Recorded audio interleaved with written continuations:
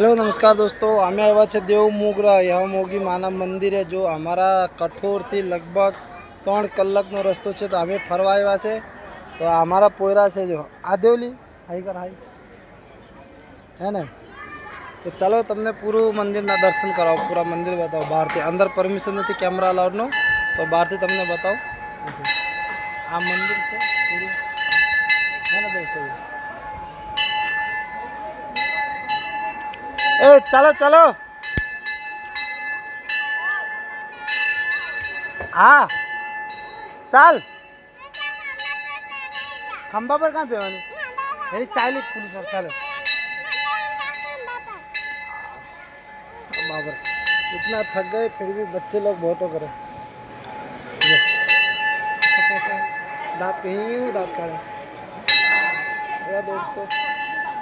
हाँ था बाहर से हमें अंदर ही पड़ेगा। जो दोस्तों आ યમોગી માનું મંદિર દેવ મોગરા કેવું છે? આનું સારું છે ને? હે મસ્ત મસ્ત છે ને? हाँ जो ये हमारी फैमिली हाँ वाली मोटा जो ने है ना। थैंक यू दोस्तों।